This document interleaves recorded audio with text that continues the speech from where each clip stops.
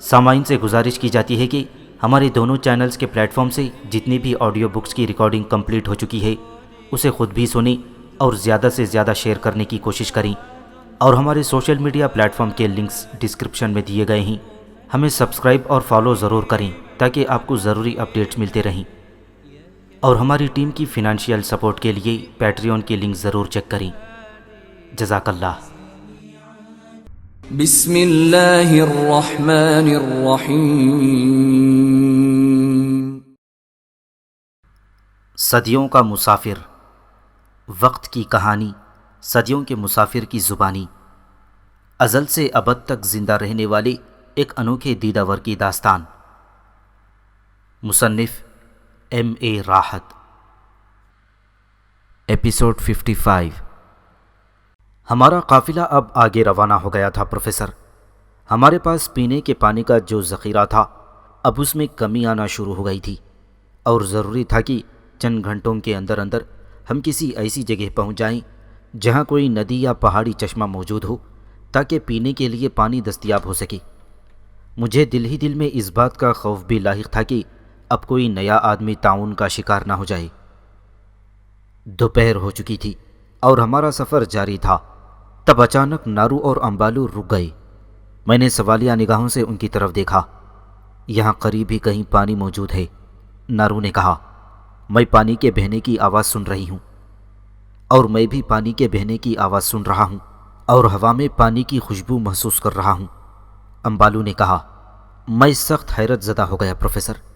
حقیقت یہ ہے کہ میرے فرشتوں کو بھی اس بات کا اندازہ نہیں تھا کہ قریب کہیں پانی موجود ہے، لیکن ان دونوں غیر مہذب، وحشی اور ناتراشیدہ انسانوں نے نہ صرف پانی کے بہنے کی آواز سن لی تھی بلکہ اس فضا میں اس کی خوشبو بھی سونگھ لی تھی۔ پانی کدھر ہے؟ میں نے نارو سے پوچھا۔ میرے ساتھ ساتھ آؤ، نارو نے جواب دیا اور میرے آگے آگے چلنے لگی۔ اب ہم لوگ ساحل کی پٹی چھوڑ کر ایک بار پھر جنگل میں داخل ہو رہے تھے۔ جنگل کا یہ حصہ باہر سے دیکھنے میں جتنا گھنا نظر آتا تھا اندر سے اتنا گھنا نہیں تھا۔ یہاں درخت ایک دوسرے سے کافی دور دور تھے جس پر بیلیں اور جھاڑیاں اگی ہوئی تھیں۔ قریب ہی ایک ٹیلے سے نیلگون شفاف پانی کی ایک چادر نیچے گر رہی تھی۔ یہ غالباً کوئی پہاڑی ندی تھی جو پہاڑوں کے اندر سے کہیں سے بہتی ہوئی آ رہی تھی اور نیچے گر گر کر ایک پتلی سی نہر کی شکل میں شاید سمندر تک چلی جاتی تھی۔ بلا کی گرمی تھی اور تیز دھوپ میں مسلسل سفر کرتے کرتے لوگوں کا حال تباہ ہو گیا تھا۔ پانی دیکھتے ہی جیسے ان کے نیم مردہ جسموں میں جان آ گئی۔ وہ سب کے سب بے تابانہ انداز میں پانی کی طرف لپکی تھی اور نہر کی سی شکل والی ندی میں کود پڑے۔ خود میں نے بھی پانی میں چھلانگ لگا دی۔ پانی کافی ٹھنڈا تھا اور اس نے دوسروں کی طرح میرے جسم کو بھی بہت فرحت اور تازگی بخشی۔ کافی دیر تک لوگ پانی میں اٹکھیلیاں کرتے رہے۔ پھر میں نے نارو سے کہا کہ ان سب کو ایک جگہ جمع ہو جانے کا حکم دے دی۔ میرا خیال تھا کہ یہ جگہ ہم لوگوں کی رہائش کے لیے بہت موزوں رہے گی، کیونکہ یہاں پانی بھی قریب تھا اور دوسرے جھاڑیاں اور بیلیں صاف کر کے سطح زمین کا بہت بڑا ٹکڑا حاصل کیا جا سکتا تھا جہاں جھونپڑے تعمیر کیے جا سکتے تھے۔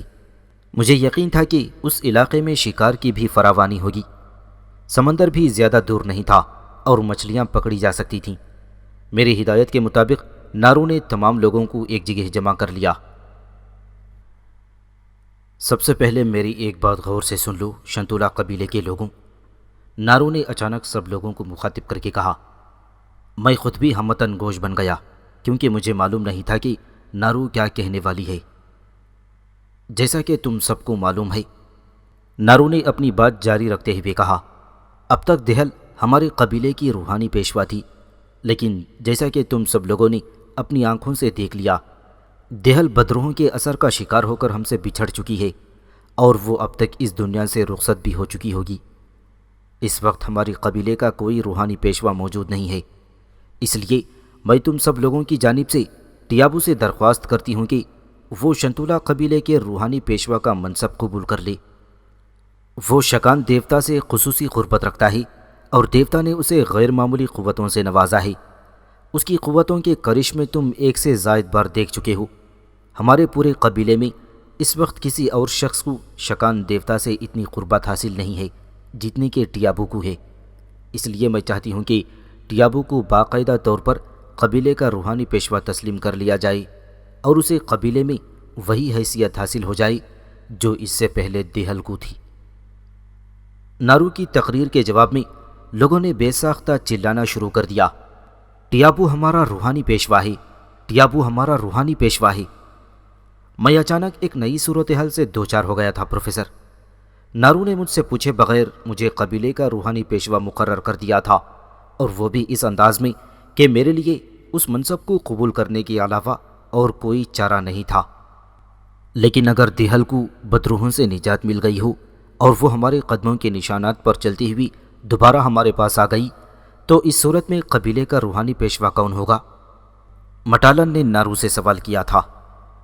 نارو کے کچھ کہنے سے پہلے ہی میں نے مٹالن کے سوال کا جواب دے دیا۔ اگر ایسی صورتحال پیش آ گئی تو میں فوراً ہی دیہل کے حق میں دستبردار ہو جاؤں گا۔ میں نے کہا، ویسے تو میں یہ چاہتا ہوں کہ انہی میں سے کسی کو قبیلے کا روحانی پیشوا بنا دیا جائے، مجھے اس ذمہ داری سے الگ ہی رکھا جائے تو بہتر ہے۔ ایسا نہیں ہو سکتا، ایسا نہیں ہو سکتا، ہر طرف سے آوازیں بلند ہونے لگیں۔ ٹیابو ہمارا روحانی پیشوا ہے، ٹیابو ہمارا روحانی پیشوا ہے۔ تو گویا اب یہ بات طے ہو چکی ہے کہ آج سے ٹیابو شنتولا قبیلے کا روحانی پیشوا ہوگا۔ ٹیابو ہی تھا جس نے چوہے کو ناچتے ہوئے دیکھ کر شکان دیوتا کا اشارہ سمجھ لیا تھا اور ہم سب لوگوں کو ایک بڑی مصیبت سے نجات دلا دی۔ یہ ٹیابو ہی تھا جس نے یہ بات ہمیں پہلے ہی بتا دی تھی کہ بدروح جس شخص پر حملہ آور ہوگی اس شخص کا کیا حال ہوگا۔ ٹیابو کے بیان کے عین مطابق وہ حال ہم میں سے 2 انسانوں کو ہو چکا ہے، اس لیے ٹیابو کی روحانی قوتوں پر پورا بھروسہ کیا جا سکتا ہے۔ بے شک، بے شک، مجمع میں سے آوازیں بلند ہوئیں۔ ٹیابو عظیم ہے، ٹیابو عظیم ہے، وہ ہمارا روحانی پیشوا ہے۔ تو اس طرح پروفیسر میں شنتولا قبیلے کا روحانی پیشوا بن گیا۔ جہاں تک دیہل کا تعلق تھا تو مجھے 100% یقین تھا کہ اس بیچاری کے اب واپس آنے کا سوال ہی پیدا نہیں ہوتا، بلکہ میرے اندازے کے مطابق تو اسے اب تک ختم ہو جانا چاہیے تھا۔ لیکن ظاہر ہے کہ میرے لیے شنتولا قبیلے کا روحانی پیشوا بننا کوئی معنی نہیں رکھتا تھا۔ مجھے تو اصل فکر یہ دامنگیر تھی کہ کہیں تعاون کا کوئی اور کیس نہ ہو جائے۔ اب تک 2 افراد تعاون کا لقمہ بن چکے تھے اور یقین کے ساتھ یہ بات نہیں کہی جا سکتی تھی کہ ابھی کتنے لوگ اس کا شکار ہوں گے۔ میں دل ہی دل میں دعا کر رہا تھا کہ اب کوئی اور شخص بیمار نہیں پڑ جائے۔ لوگ چونکہ کافی تھک چکے تھے، لہٰذا میں نے یہی مناسب سمجھا کہ انہیں کچھ دیر مزید آرام کرنے کا موقع دیا جائے اور اس کے بعد اگلا کام کیا جائے۔ میں نے اور نارو نے گھوم پھر کر سارے علاقے کا جائزہ لیا۔ بے حد سرسبز و شاداب اور تر و تازہ علاقہ تھا۔ گھنا جنگل دور دور تک پھیلا ہوا تھا جو ہزارہ اقسام کے درختوں، بیلوں، جھاڑیوں اور پیڑ پودوں سے بھرا ہوا تھا۔ درختوں پر ہزارہ اقسام کے پرندے چہچہا رہے تھے، ادھر ادھر بھاگتے ہوئے مختلف جانور بھی نظر آتے تھے۔ جس جگہ ہم لوگ رکے ہوئے تھے وہاں بآسانی تھوڑی سی محنت کے بعد خاصی خالی زمین تیار کر کے جھونپڑے تعمیر کیے جا سکتے تھے۔ یہ جگہ ہماری رہائش کے لیے بڑی موزوں رہے گی، نارو نے مجھ سے کہا، بلکہ میں تو یہاں تک کہوں گی کہ شاید یہ ہماری پرانی والی جگہ سے بھی زیادہ بہتر ثابت ہو۔ بس لوگوں کو تھوڑی سی محنت کر لینے کی ضرورت ہے، اس کے بعد ان کے لیے کوئی مسئلہ نہیں رہے گا۔ میرا بھی یہی خیال ہے نارو، میں نے کہا۔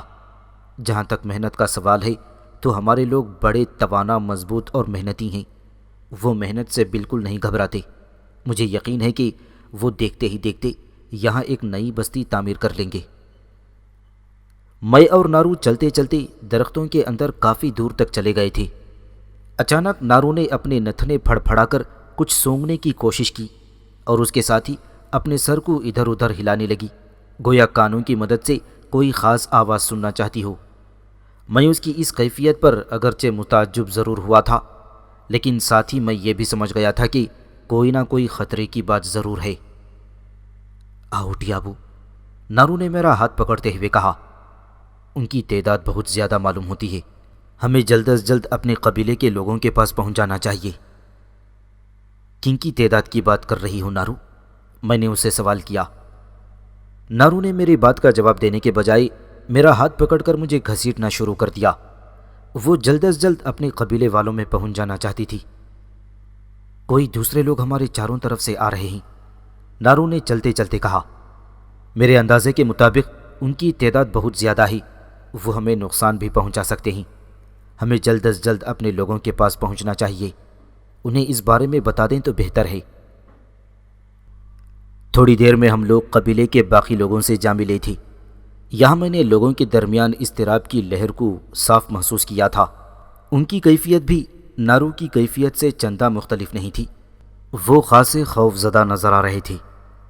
ان سب نے اپنے اپنے ہتھیار پہلے ہی سنبھال لیے تھے، گویا ان کی حسی قوتوں نے انہیں آنے والوں کے بارے میں آگاہ کر دیا تھا۔ ان کی سماعتوں نے وہ آوازیں سن لی تھیں جن کو میرے کان نہیں سن سکے تھے۔ ان کی قوت شامہ نے اس بو کو محسوس کر لیا تھا جسے میری ناک نہیں سونگھ سکتی تھی۔ ان جنگلیوں کی قوتیں بھی بڑی عجیب و غریب تھیں پروفیسر۔ میں اور نارو بھی قافلے میں شامل ہو گئے اور ہم سب لوگ ایک ہی جگہ جمع ہو گئے۔ مرد اور عورتیں دونوں اپنے اپنے ہتھیار اور تیر کمان وغیرہ سنبھالے ہوئے تھے۔ نارو نے مجھ سے بھی کہا کہ میں بھی کوئی ہتھیار لے لوں، لیکن میں نے اسے بتایا کہ مجھے اس کی کوئی ضرورت نہیں ہے۔ اچانک بڑے زور سے ڈھول بجنے کی آواز سنائی دی اور پھر چاروں طرف سے جیسے حشرات الارض کی طرح انسان ابلنے لگے۔ وہ نہ جانے کن کن گوشوں سے نکل کر آ رہے تھے اور اپنے برہنہ جسموں کے مختلف رنگوں سے رنگے ہوئے وحشی جو طرح طرح کے ہتھیاروں سے مسلح تھے، وہ خوفناک آوازیں نکالتے ہوئے ہماری طرف بڑھے تھے۔ ان کے ہاتھوں میں جو ہتھیار تھے وہ سب کے سب لکڑیوں، ہڈیوں اور پتھروں کے بنے ہوئے تھے، گویا یہ لوگ بھی ان دیگر قبائل سے زیادہ ترقی یافتہ کسی صورت میں نہیں تھے کہ جن سے اب تک میرا سابقہ پڑ چکا تھا۔ ان لوگوں کی تعداد ہمارے قبیلے سے کوئی دگنی یا 2.5 گنا ہوگی۔ وہ سب کے سب مسلح تھی۔ ایک چیز میں نے یہ محسوس کی پروفیسر کہ ان میں عورتوں کی تعداد بہت کم تھی، زیادہ تر مرد تھے اور اس کے علاوہ بہت سے بچے بھی ان کے ساتھ تھے۔ ان لوگوں نے چاروں طرف سے ہمیں گھیر لیا تھا اور ہم ان کے بیچ میں آ گئے۔ ان کے تیوروں سے یہ اندازہ ہوتا تھا کہ وہ ہم پر فوری طور پر حملہ کرنے کا کوئی ارادہ نہیں رکھتے اور شاید ان سے بات چیت کے بعد لڑائی کا کوئی امکان بھی نہ رہے۔ میں نے دیکھا کہ وہ سب کے سب مجھے اور نارو کو بڑی حیرت سے دیکھ رہے تھے۔ میرے جسم کی رنگت اور نارو کا تن و توش ان کے لیے گہری دلچسپی کا باعث تھے۔ ان تمام لوگوں میں کوئی ایک بھی مرد ایسا نہیں تھا جو اپنے تن و توش کے لحاظ سے نارو کا مقابلہ کر سکے۔ نارو سب پر بھاری نظر آ رہی تھی اور میرے جیسے رنگ و روپ کے انسان کا تو ان کے درمیان موجود ہونے کا سوال ہی پیدا نہیں ہوتا تھا۔ ان میں سے ایک شخص جو دوسروں سے اس لحاظ سے ممتاز نظر آتا تھا کہ اس کی کمر کے گرد ایک ڈوری بندھی ہوئی تھی اور اس میں بہت سے رنگین پر لگے ہوئے تھے۔ وہ آگے بڑھا اور ہم لوگوں سے مخاطب ہو کر کہنے لگا، تم لوگوں کا سردار کون ہے؟ سامنے آ جائے۔ نارو 2 قدم آگے بڑھ کر کھڑی ہو گئی۔ اس شخص نے نارو کو بڑے غور سے اور حیرت بھری نظروں سے دیکھا اور کہنے لگا، تم عورت ہو اور اس قبیلے کی سردار ہو، لیکن تمہارا جسم تو کئی مردوں کے برابر ہے۔ تمہارا کیا نام ہے؟ نارو نے اپنا نام بتایا۔ اس شخص نے اپنا نام کمباڑا بتایا اور اس نے کہا کہ وہ اور قبیلے کا سردار ہے اور اس کا قبیلہ اسی جنگل میں تھوڑی دور آباد ہے۔ تم لوگ کون ہو اور کہاں سے آئے ہو؟ تم ہمارے قبیلے کے علاقے میں کس طرح داخل ہو گئی؟ کمباڑا نے پوچھا۔ کمباڑا اور نارو کو آپس میں بات چیت کرتے ہوئے دقت پیش آ رہی تھی کیونکہ ان کی زبانیں الگ الگ تھیں، تاہم ان کی زبانوں میں مشترکہ الفاظ کا اتنا ذخیرہ ضرور موجود تھا کہ وہ ایک دوسرے کے ماضی و ضمیر کو سمجھ سکتے تھے۔ بہرحال اس موقع پر میں نے ان کی مدد کرنا اپنا فرض سمجھا۔ میں 2 قدم آگے بڑھا اور نارو کے برابر کھڑا ہو گیا۔ میں شنتولا قبیلے کا روحانی پیشوا ٹیابو ہوں، میں نے درگا قبیلے کی زبان میں کہا۔ کمباڑا مجھے اپنے قبیلے کی زبان بولتے دیکھ کر حیران رہ گیا تھا۔ تم ہمارے قبیلے کی زبان اس قدر عمدگی کے ساتھ بول سکتے ہو؟ اس نے حیرت سے کہا، میں نے تو تمہیں اپنے قبیلے میں کبھی نہیں دیکھا، تمہارا ہم سے کبھی کوئی تعلق نہیں رہا۔ کیا تمہارے باپ دادا یا نانی دادی میں سے کسی کا تعلق ہمارے قبیلے سے تھا؟ ایسی کوئی بات نہیں ہے، میں نے اس کے سوال کو اہمیت نہ دیتے ہوئے کہا۔ تم یہ بتاؤ کہ تم ہم لوگوں سے کیا چاہتے ہو؟ یہی سوال میں تم لوگوں سے کرنا چاہتا ہوں، اس نے سرد لہجے میں کہا۔ یہ ہمارا علاقہ ہے اور ہم ایک زمانے سے یہاں رہتے چلے آئے ہیں۔ ہمارے علاقے میں تم سب لوگوں کی آمد کا کیا مقصد ہے؟ کیا تم ہم سے ہمارا علاقہ چھیننا چاہتے ہو؟ نہیں، ایسی کوئی بات نہیں ہے، میں نے سکون سے جواب دیا۔ بات یہ ہے کہ ہم لوگ یہاں سے کافی دور رہتے ہیں۔ ہمارے قبیلے کا نام شنتولا ہے اور ہماری سردار نارو نامی یہ عورت ہے۔ جس جگہ ہمارا قبیلہ آباد تھا وہاں بدروہوں کا قبضہ ہو گیا ہے اور ان بدروہوں نے ہمیں وہاں سے نکلنے پر مجبور کر دیا۔ ہم لوگ کسی نئی جگہ کی تلاش میں ہیں جہاں قریب ہی پانی بھی موجود ہو اور ہم لوگ امن اور سکون سے زندگی گزار سکیں گے۔ ہمارا کسی سے لڑنے جھگڑنے کا کوئی ارادہ نہیں ہے اور نہ ہی ہم کسی دوسرے کی زمین پر قبضہ کرنا چاہتے ہیں۔ ہمیں تو صرف رہنے کے لیے جگہ چاہیے۔ ہمیں نہیں معلوم تھا کہ یہ علاقہ تم لوگوں کا ہے۔ ہم یہاں سے چلے جائیں گے اور اپنے لیے کوئی اور جگہ تلاش کر لیں گے۔ تمہارے علاقے میں بدروہوں نے قبضہ کر لیا؟ کمباڑا نے حیرت اور خوف کے ملے جلے جذبات میں پوچھا، اور اس کی نگاہیں اپنے ساتھیوں میں سے ایک شخص پر جم کر رہ گئیں جو اپنے گلے میں ہڈیوں اور کھوپڑیوں کے کئی ہار ڈالے ہوئے تھا اور اس نے اپنے چہرے کو نیلے پیلے رنگوں سے رنگ رکھا تھا۔ اور تمہارے قبیلے میں کوئی ایسا شخص نہیں تھا جو ان بدروہوں کو بھگا سکے؟ اس شخص نے پہلی بار گفتگو میں حصہ لیتے ہوئے مجھ سے پوچھا۔ میں نے غور سے اس کی طرف دیکھا۔ یہ نرمس ہے، کمبڑا نے گویا اس کا ہم سے تعارف کرواتے ہوئے کہا۔ یہ ہمارے قبیلے کا سب سے بڑا جادوگر ہے اور اس کے سامنے کوئی بدروح نہیں ٹھہر سکتی۔ ہمارے دیوتاؤں نے ہمیں پہلے ہی اشارہ دے دیا تھا اور ہم نے اس کے حکم کے مطابق وہ علاقہ چھوڑ دیا ہے، میں نے مختصر سا جواب دیا۔ اسی اثنا میں نرمس کمباڑا کے قریب چلا گیا اور وہ دونوں آپس میں سرگوشیوں میں کچھ باتیں کرنے لگے تھے۔ مجھے نرمس کی آنکھوں میں مکاری اور عیاری کی جھلک نظر آ رہی تھی۔ وہ شخص شکل و صورت سے ہی خطرناک نظر آتا تھا۔ میں نے یہ بات خاص طور سے محسوس کی کہ نرمس اور کمباڑا کی نظریں ہمارے قبیلے کی عورتوں پر ہے اور ان پر سے نظر ہٹنے کا نام نہیں لیتی تھیں۔ ظاہر ہے کہ ہمارے قبیلے میں 90% تعداد عورتوں کی تھی، مرد تو بہت ہی تھوڑے تھے، جبکہ درکا قبیلے میں مردوں کی بھاری اکثریت تھی اور عورتیں بہت کم نظر آ رہی تھیں۔ اچھا سنو، کمباڑا نے میرے بجائے نارو کی طرف مخاطب ہو کر کہا، تم چونکہ اس قبیلے کی سردار ہو اس لیے میں تم سے کچھ بات کرنا چاہتا ہوں۔ تم لوگوں نے ہمارے علاقے میں دخل اندازی کی ہے اور اس جرم کی سزا میں ہم تم سب لوگوں کو موت کے گھاٹ اتار سکتے ہیں۔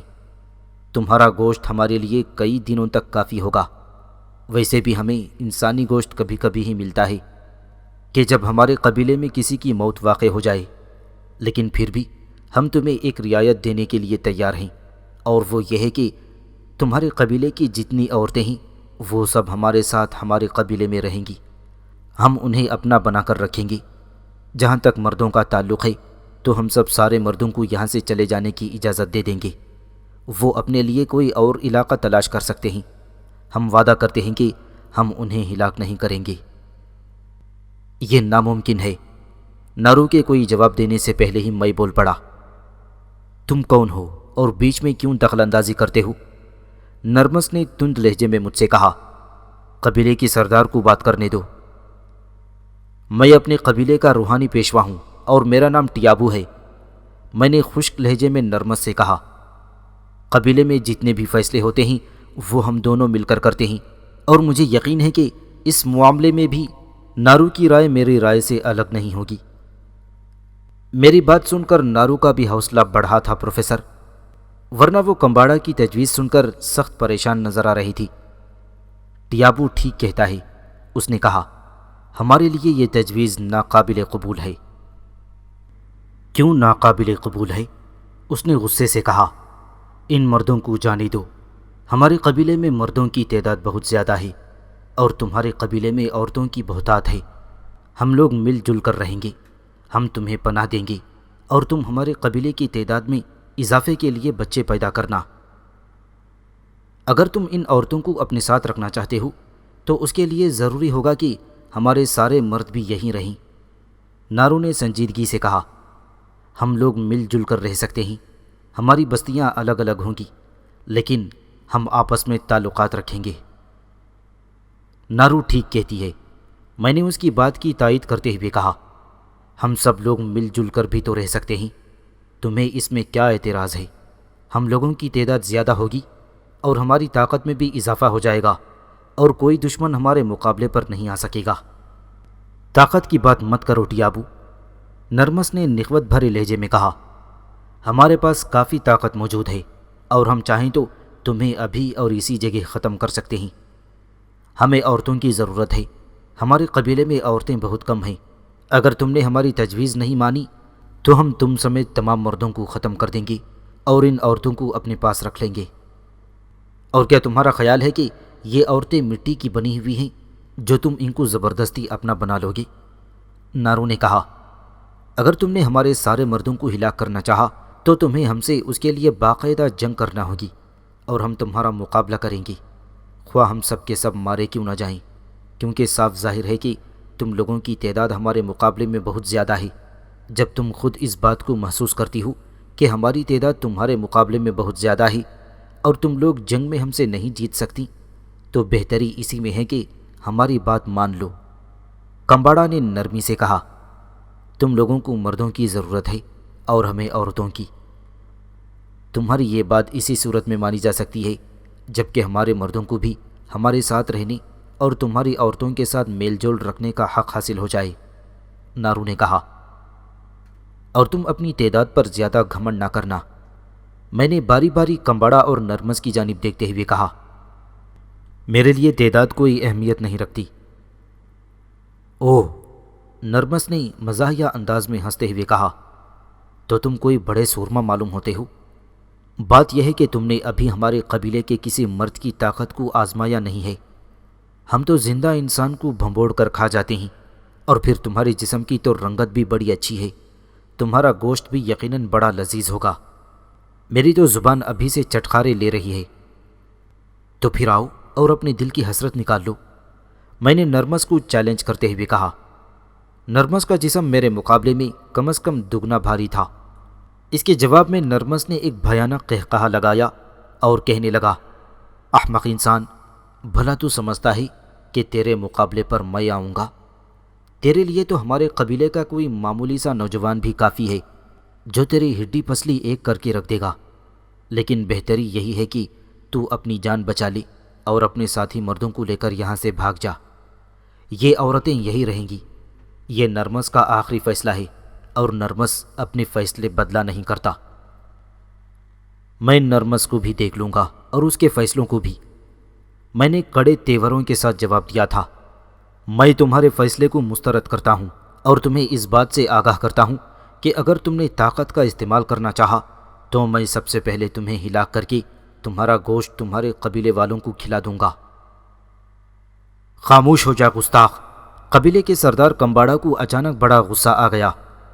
تو نے ہمارے قبیلے کے روحانی پیشوا کی توہین کی ہے، اب اس کے بدلے میں تجھے مرنا پڑے گا۔ تو نے خود اپنے لیے موت کا سامان پیدا کیا ہے۔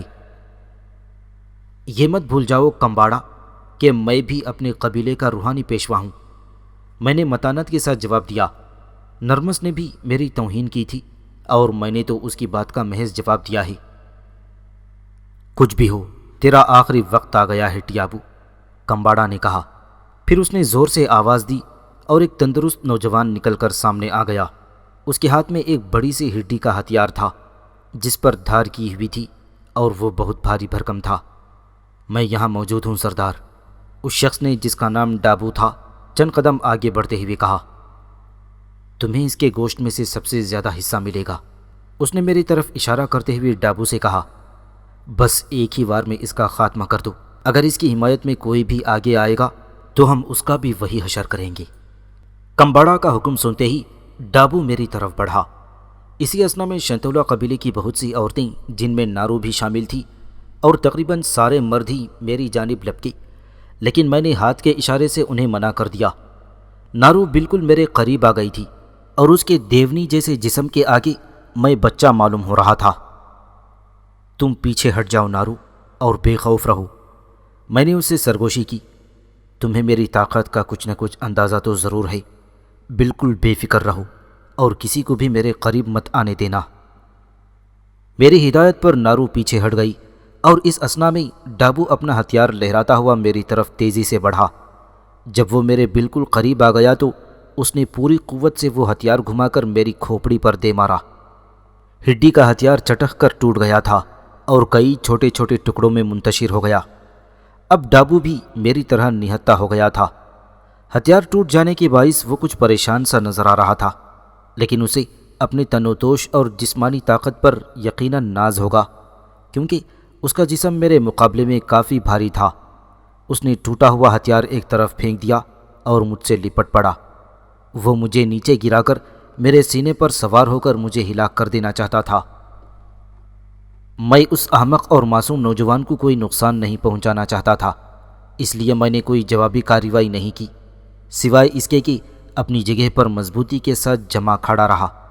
اس نے مجھے ہلانے جلانے کی بڑی کوشش کی، لیکن میں تو جیسے کسی پتھر کے ستون کی طرح زمین کے اندر گڑا ہوا تھا۔ اس کی ساری کوششیں رائیگاں گئیں اور اس کا سیاہ فام جسم پسینے میں تربتر ہو گیا تھا۔ سانس تیز چلنے لگی اور آنکھیں سرخ انگارہ ہو گئیں۔ اچانک وہ مجھ سے الگ ہو گیا اور تیزی سے بھاگتا ہوا پیچھے کی طرف چلا گیا۔ میں اس کی اس حرکت کا مقصد فوری طور پر نہیں سمجھ سکا تھا، لیکن نرمس کے لبوں پر نظر آنے والی ہلکی سی مسکراہٹ نے مجھے بتا دیا تھا کہ وہ نوجوان کوئی نہایت ہی احمقانہ حرکت کرنے والا ہے، اور واقعی ایسا ہی ہوا۔ وہ پیچھے بھاگنے کے بعد بجلی کی سی تیزی سے لپکتا ہوا میری طرف دوڑا اور اس نے پوری قوت سے اپنا سر میرے پیٹ پر مارنا چاہا۔ میں ذرا سا نیچے جھک گیا، اس لیے کہ اب میں نرمس کو اس استہزانیہ مسکراہٹ کا مزہ چکھانا چاہتا تھا۔ میرے ذرا سے نیچے جھکنے کا نتیجہ یہ ہوا کہ ڈابو کا سر میرے پیٹ سے ٹکرانے کے بجائے میرے سینے سے ٹکرایا اور اس کی کھوپڑی کھیل کھیل ہو گئی۔ میرا سینہ اس کے خون سے تر ہو گیا تھا اور وہ میرے قدموں میں گر کر ڈھیر ہو گیا۔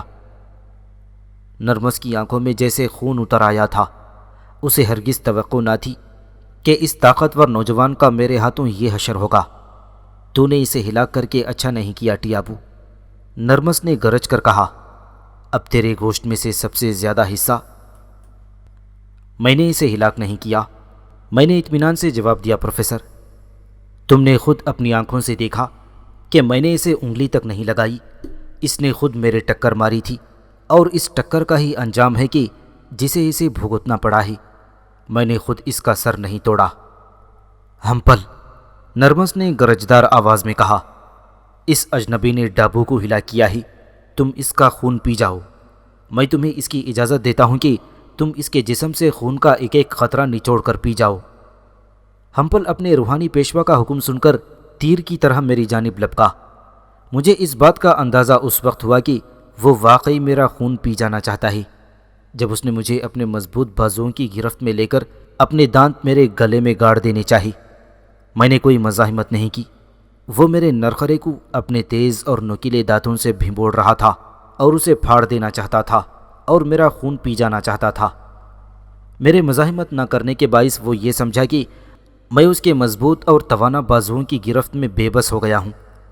وہ بار بار میرے نرخرے پر منہ مار رہا تھا، لیکن اس کے دانت پھسل پھسل جاتے تھے۔ آخر اس نے اپنی گرفت اور زیادہ مضبوط کی اور اپنے دانت شاید اپنے جبڑوں کی پوری قوت سے میرے نرخرے میں پیوست کرنے کی کوشش کی، لیکن اس بار بھی اس کے دانت میرے نرخرے کو اپنی گرفت میں نہ لے سکے۔ آخر تنگ آ کر اس نے ایک ہاتھ کی پوری قوت سے ایک زوردار مکہ میرے جبڑے پر رسید کر دیا۔ چٹاخے کی آواز آئی اور وہ کراہتا ہوا پیچھے ہٹ گیا۔ اس کے ہاتھ کی انگلیوں کی کئی ہڈیاں ٹوٹ چکی تھیں اور وہ سخت تکلیف میں تھا، لیکن وہ واقعی ایک بہادر اور جنونی انسان تھا۔ اس نے اب بھی اپنی شکست نہیں مانی تھی اور اپنے زخمی ہاتھ کے باوجود ایک بار پھر مجھ پر پل پڑا تھا اور میری گردن کو اپنے دانتوں سے بھموڑنے کی کوشش کر رہا تھا۔ اب بہت ہو چکا پروفیسر، میں اس احمق سے تنگ آ گیا تھا جس کے منہ کا بہت سا تھوک میرے چہرے اور گردن پر لگ گیا تھا۔ میں نے اسے زور سے ایک دھکا دیا اور وہ لڑکتا ہوا دور تک چلا گیا تھا اور ٹھیک نرمس کے قدموں میں جا گرا۔ وہ نرمس کے قدموں سے اتنے زور سے ٹکرایا تھا کہ نرمس خود بھی ہل گیا اور گرتے گرتے بچا، لیکن اس نے ہمپل سے کوئی ہمدردی کرنے کے بجائے ایک زوردار لات اس کے پشت پر رسید کی اور ہمپل بیچارہ دوبارہ دوسری طرف لڑک گیا تھا۔ بزدل، بے وقوف، نرمس نے دانت پیس کر کہا، آخر تجھے کیا ہو گیا ہے؟ اس شخص میں رکھا ہی کیا ہے؟ کیا یہ تجھ سے زیادہ طاقتور ہے جو تو اس پر قابو نہیں پا سکا؟ آخر بات کیا ہے؟ آج تک تو نے اتنے ماری کے سر کیے ہیں، اور اب تجھ پر کیا افتاد آن پڑی ہے؟ اس پر کوئی افتاد نہیں آن پڑی ہے نرمس، میں نے نرمس کو ڈانٹ لگاتے ہوئے کہا، اپنے قبیلے کے جوانوں کا خون کروانے سے بہتر ہوگا کہ تم خود میرے مقابلے پر آ جاؤ۔ ویسے بھی قاعدے سے میرے ساتھ تمہاری ہی ٹکر ہونی چاہیے، کیونکہ ہم دونوں اپنے قبیلوں کے روحانی پیشوا ہیں۔ یہ فیصلہ کر کے میرے مقابلے پر آ جاؤ، اور ہم میں سے جو بھی شکست کھا جائے گا اسے اس دنیا سے رخصت ہونا پڑے گا۔ ہمپل کو تو میں نے اس لیے چھوڑ دیا ہے کہ اس کے ساتھ میرا کوئی جھگڑا نہیں ہے۔ فساد کی اصل جڑ تو تم ہو، تم کو تو میرے مقابلے میں آنا چاہیے، اور اگر تمہیں مجھ سے ڈر لگتا ہے تو اپنے سردار کمباڑا کو میرے مقابلے پر بھیجو، لیکن اس شرط کے ساتھ کہ جو ہارے گا وہ مارا جائے گا۔ کیا بکتا ہے بے وقوف انسان، نرمس نے کہا، میں اور بھلا تجھ سے ڈروں؟ تو بھی کوئی ڈرنے کی چیز ہے؟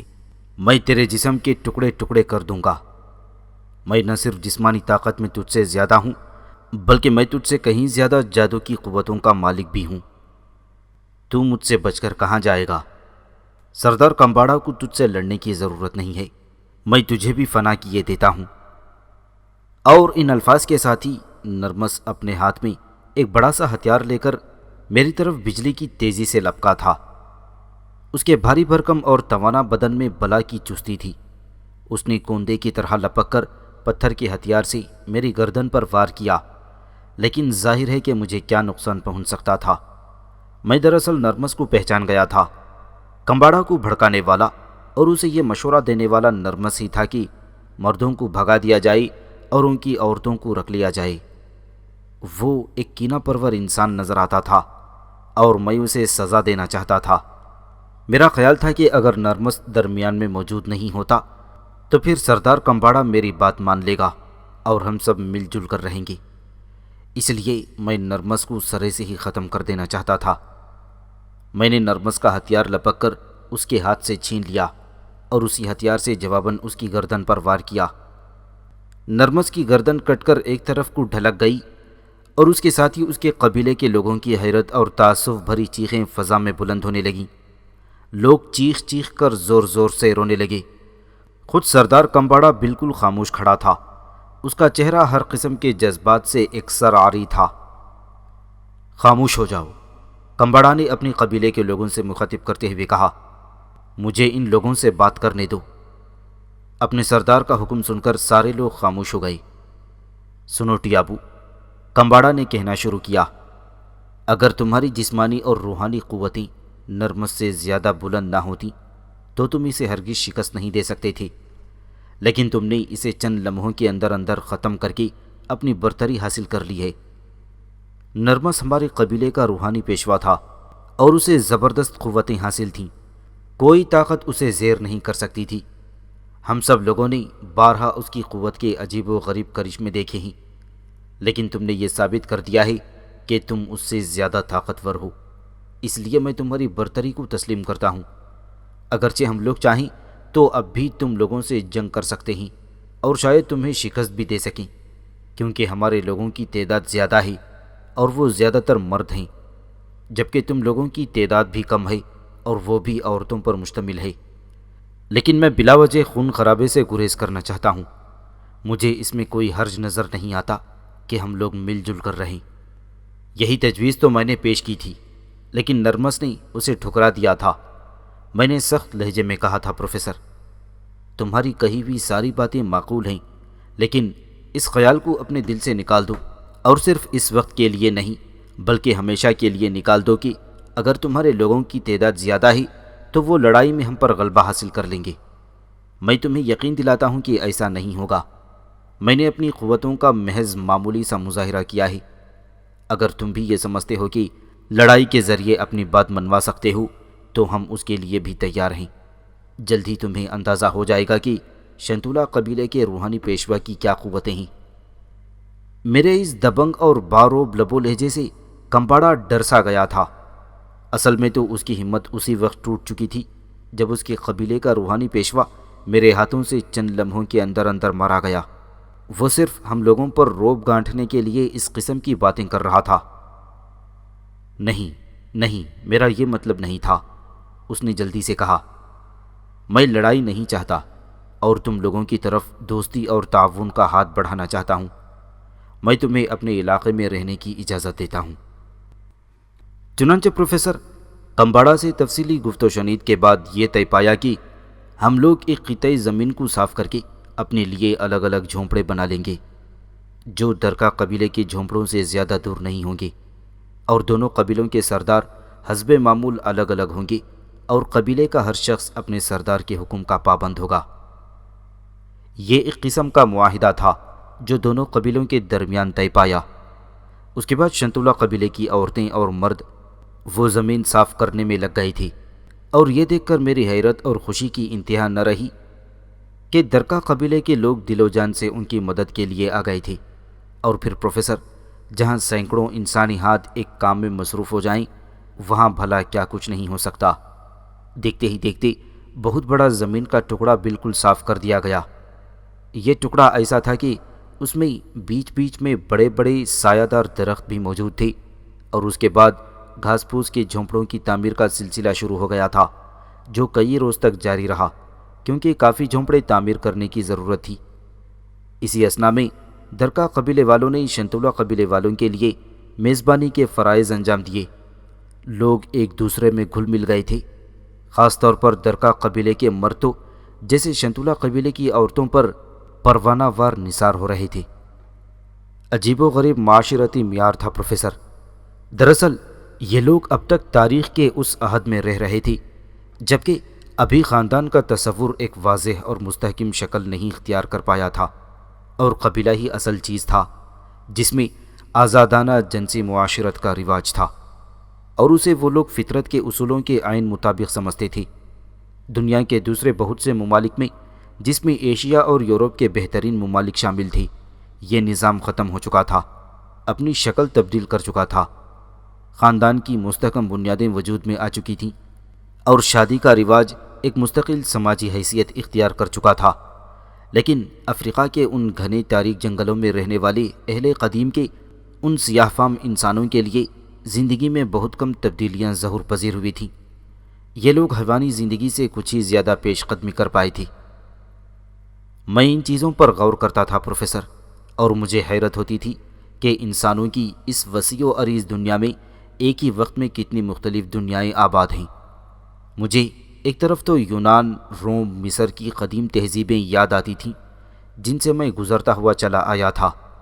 ایشیا اور یورپ کے بڑے بڑے جگمگاتے ہوئے محل، پر رونق شہر اور لوگوں سے بھرے ہوئے کوچاؤ بازار یاد آتے تھے، اور دوسری طرف میں ان سیاہ فام انسانوں کو دیکھتا تھا جو ابھی لباس تک کے استعمال سے ناواقف تھے، جن کی دنیا ان کے جنگل کے ایک چھوٹے سے خطے تک محدود تھی، اور جنہیں یہ بھی معلوم نہیں تھا کہ گوشت کو پکا کر بھی کھایا جا سکتا ہے۔